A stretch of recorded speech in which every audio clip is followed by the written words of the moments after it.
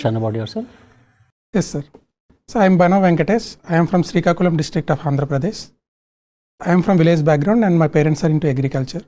I have done my graduation from NIT Trichy in Electronics and Communication Engineering. I graduated in 2019. After that, I worked as a chip design engineer in Qualcomm for more than 2 years. After that, I have resigned and started preparing for civil services. This is my second attempt and first interviews. Tell me, why do you want to join the civil services? You're working in the Qualcomm, getting a very handsome salary. Yes, sir. Why do you want to compromise on less salary in the civil services? Sir, I am passionate about civil services because civil services as a career will give me diverse opportunities and growth in this sector.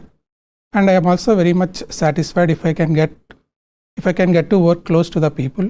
If I can solve their problems, I will be more satisfied. Explain to us why you have chosen IAS as your first preference. Why not any other service?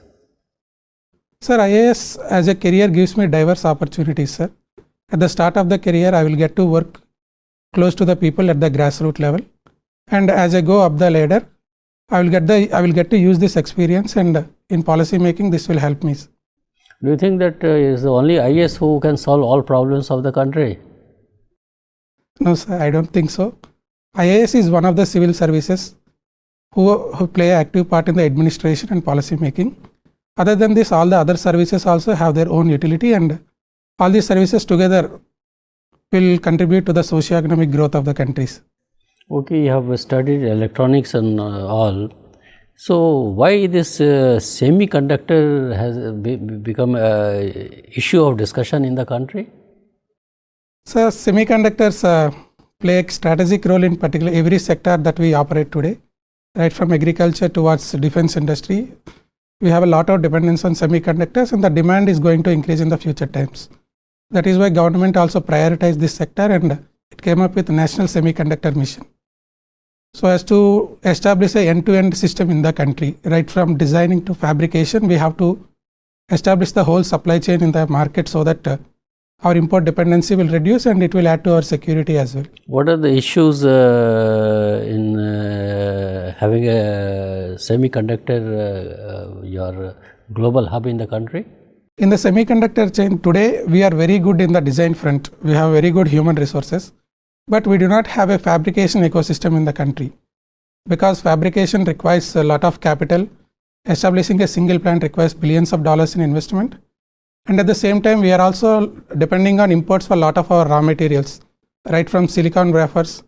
We are depending on China for our imports. And also, this is highly technology intensive, and it requires continuous upgradation, particularly the fabrication plants. So, these challenges are coming in the way of establishing a robust system in the country, but we are realizing the importance, and we are moving forward to partner with the private sector to establish the system in the countries. Another important problem the country is grappling is with regard to e-waste. Yes. So, how to go about it? As an engineer, try to find out a solution? We are rapidly progressing towards this EV ecosystem because of the commitments we have towards meeting our global targets. But rapid adaptation are bottled by certain challenges today, particularly the battery systems are not very efficient, and we cannot go long distances using the present battery setup. And also we have certain bottlenecks in the infrastructure as well. We do not have a robust charging infrastructure across the country, so that it will limit the adoption. And also there are certain safety concerns as well associated with these batteries. Particularly there are incidents where the certain batteries are exploded, and it is causing safety issues to the public as well. So I think these challenges are to be addressed so that we can rapidly transition towards these electric vehicles, which can decarbonize the transport sectors. Okay, one final question from my side. What are the key features of Indian Space Policy 2023? Sir, the major objective is to encourage more private players in the space ecosystem. Currently, the space research and all is concentrated by ISRO, and we want to establish the private ecosystem so that today we capture around 2% of the global market.